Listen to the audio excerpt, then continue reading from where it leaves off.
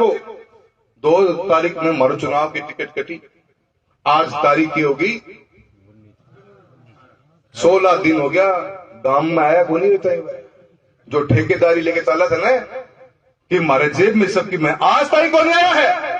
जनता के सामने आने की हिम्मत कौन बच रही है कि मुंह से आवांगा।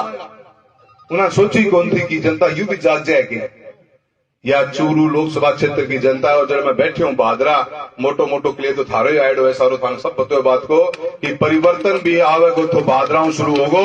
मैं थारो जो मान सम्मान बड़े भाई बलवान जी पुनिया साहब, सम्मानित मंच, सभी कांग्रेस के और सभी कामरेड भाई जितने बड़े बड़े हमारे नेतागण हैं और सारा जना धीरे धीरे बड़ा छुटके मेरा सवाल लेने की कोशिश करिए। मैं देखने ला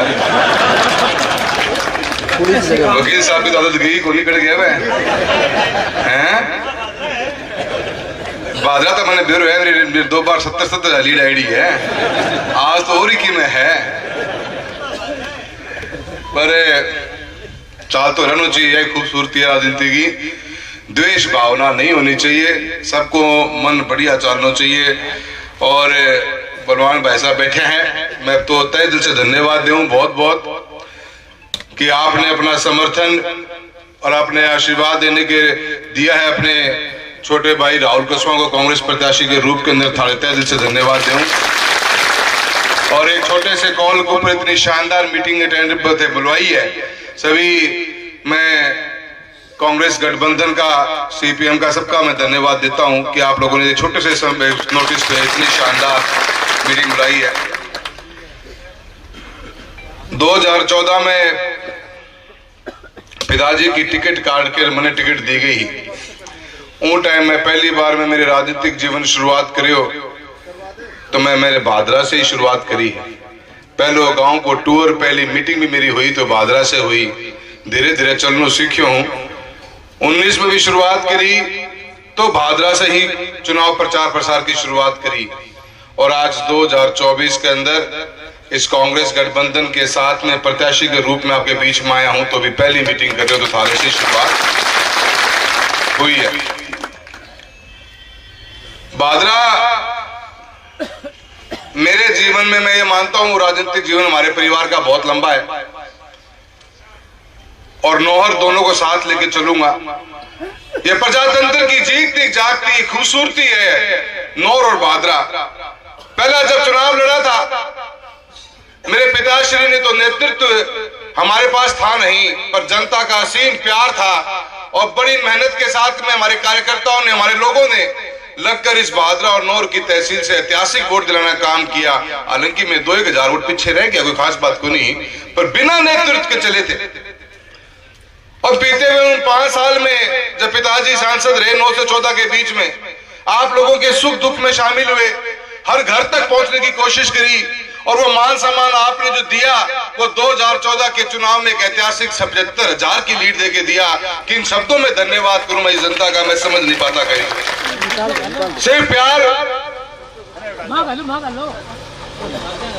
ये पहले क्यों काटने लगे डटो? अच्छा वीडियो बना रहे हो? कैमरा मेरा 10 साल का राजनीतिक सफर रहा है। इस 10 साल के राजनीतिक सफर के अंदर सच्चाई ईमानदारी के साथ में मैंने 2 तर्ज पे काम किया। चूरू लोकसभा क्षेत्र के अंदर अभी हमारे मंच पे कुछ कह रहे थे, मैं इसमें लोकसभा क्षेत्र मान के चालू। लोकसभा क्षेत्र के अंदर की दूरी झांसरू चालू करूं तो लालगढ़ तक 340 किलोमीटर की है।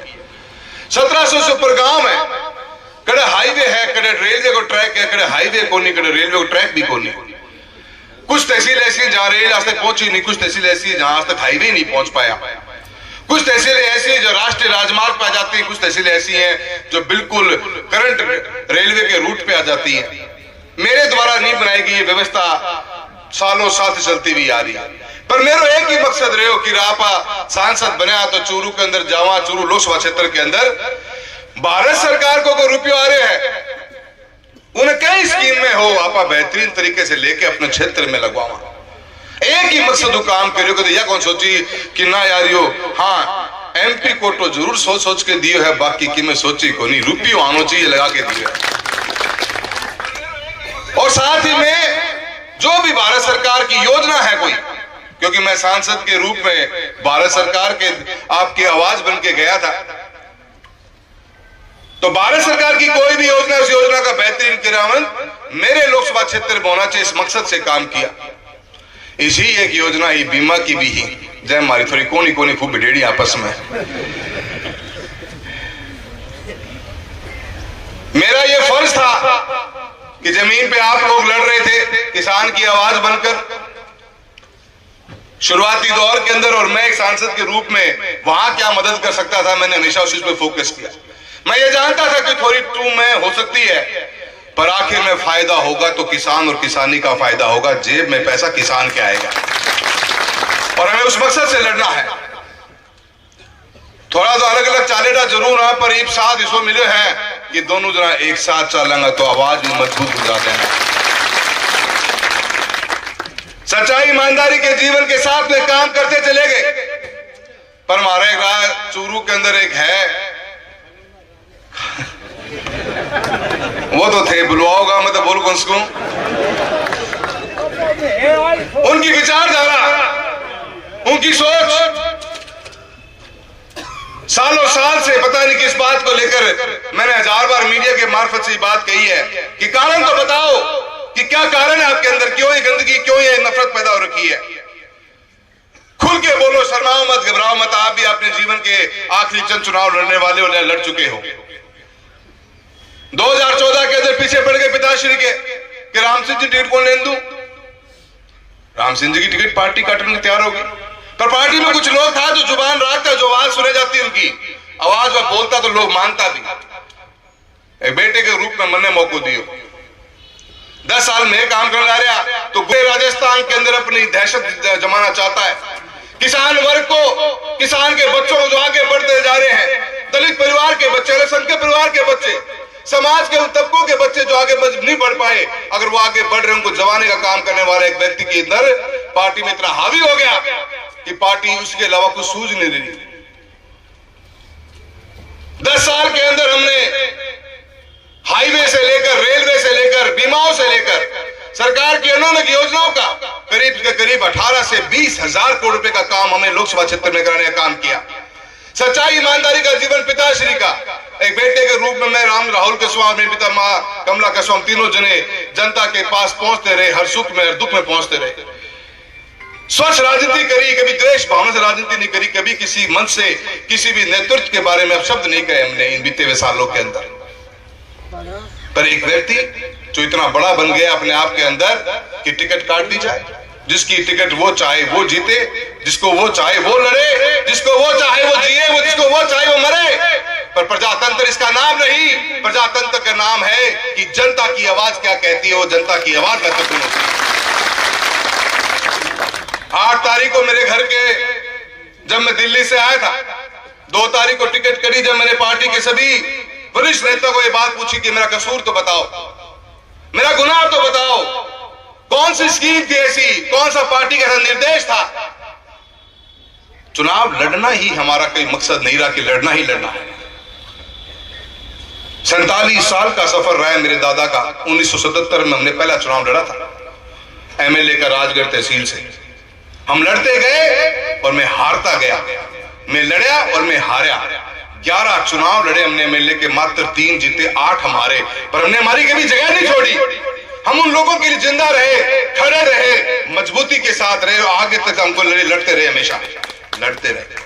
पार्टी ने एक बार, बलवान भाई साहब, पार्टी ने खाली एक बार ही कहा कि आपको चुनाव नहीं लड़ना है एमएलए का, उसी दिन छोड़ दिया पद। और नंदलाल जी पूनिया साहब के हो परिवार के, जो हमारे जिनके साथ हमारे आपस में कटुता रही, चुनाव लड़े आमने सामने, उनको पार्टी ज्वाइन करा के पार्टी की टिकट दिलाई चौरागढ़ तहसील के एमएलए की। कभी हमारी इच्छा नहीं रही, कोई मन में बहम पाल ले कि न थे ही थे क्यों। पर जिस परिस्थितियों के अंदर एक व्यक्ति ने अपना नारा दिया कि चुनाव तो हम लड़ाते हैं, हम ही लड़वाएंगे, मैं ना जेली रोब रखी है एक काल।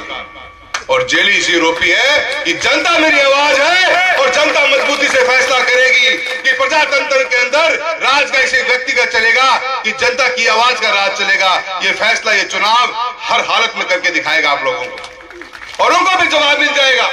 जिस रूप में राजनीति का ध्रुवीकरण कर दिया गया है, हर एक व्यक्ति इतना बड़ा बन जाए, उस व्यक्ति के हिसाब से हम जम नहीं सकते। मेरे आगे भी 2 पद थे, पर मैंने यही पद चुना कि नहीं लड़ेंगे। बहुत बहुत धन्यवाद देता हूं कांग्रेस पार्टी का। ऐसी व्यवस्था जो राजस्थान में बनी, सारा माहौल बना, उन्होंने स्वीकारा है मुझे, और मैं पूरा धन्यवाद कांग्रेस गठबंधन का भी देता हूं, पूरी लोकसभा क्षेत्र चूरू का भी। मेरे आप साथी यहां बैठे हो, तारनगर में भी है हमारे साथी, राजगढ़ में भी है, सदार शहर में भी है, पूरे लोकसभा परिवार के सभी सदस्यों को धन्यवाद देता हूं। टूट जाएगा पर झुकेगा कैसी हालत में नहीं, ये आपको विश्वास दिलाते हैं। और आज इस बादरा की ऐतिहासिक कार्यकर्ताओं की मीटिंग के अंदर आप लोगों से यही कहना चाहता हूं कि चुनाव किसान का, एक आम जनता का स्वाभिमान का चुनाव है।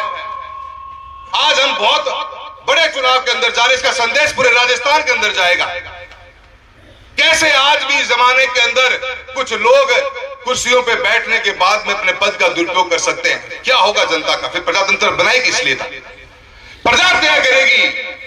लोगों के बीच में रहने वाले लोगों की अगर वैल्यू नहीं होगी, उनकी तस्वीर और उनकी तकदीर का फैसला कुर्सियों पर बैठने वाले लोग नहीं, जनता खुद तय करेगी कि उनका प्रतिनिधित्व कौन करेगा। और ये चुनाव जीता जागता उसी का ही स्वरूप बनने वाला है। मैं ज्यादा कुछ नहीं कहते हुए हमारे बड़े भाई बलवान जी का धन्यवाद देता हूं। भाई साहब, आपने जो विश्वास मुझ पर जताया है, पिताश्री के मौका भी आप हमेशा मान सम्मान इज्जत देते आए हो, और आपके मार्फत से सभी कार्यकर्ताओं को विश्वास दिलाना चाहता हूं, जहां आप बोलोगे, जिस रूप में बोलोगे, आपका ये भाई खड़ा हुआ तैयार मिलेगा आपको, आपके कंधे से कंधा मिलाते हुए। और मेरे मीडिया साथी बैठे हैं, आपके द्वारा भी मैं पूरे बादरा की जनता को, चूरू लोकसभा जनता कहना चाहता हूं, चुनाव की सोच को थोड़ा बड़ा करके चुनाव लड़ेंगे पर। और इस चुनाव के अंदर इतना भयभीत है सिस्टम। आप देखो, 2 तारीख में हमारे चुनाव की टिकट कटी, आज तारीख की होगी 16 दिन हो गया, गांव में आया वो नहीं होता। जो ठेकेदारी लेके चला था ना कि हमारे जेब में सबकी, मैं आज तारीख को नहीं आया है। जनता के सामने आने की हिम्मत कौन बच रही है कि मुंह से आवांगा? उन्हें सोची कौन थी कि जनता यूं भी जाग जाएगी। या चूरू लोकसभा क्षेत्र की जनता है, और जब मैं बैठे हूं बादरा, मोटो मोटो के लिए तो थारो ऐड हो, सारो थाने सब पता है बात को कि परिवर्तन भी आवेगो तो बादराओं शुरू होगो। मैं थारो जो मान सम्मान मैंने मिलते आए हैं, हर बार पार्टी लाइन से ऊपर उठ के बादरा मैंने मान सम्मान दिए, प्यार दिए है, मेरे पिताश्री में दिए है। मैं वही उम्मीद रखूं थारे से कि एक ऐतिहासिक जीत बादरा से मिले, थारे लोगों को साथ मिले। थारे भाई एक बहुत बड़ो कदम, बहुत कुछ सोच समझ के लिए है, उस कदम को पर थे लोग साथ दोगा, यही उम्मीद रखूं। सारा ने बहुत बहुत धन्यवाद। जय हिंद, जय भारत।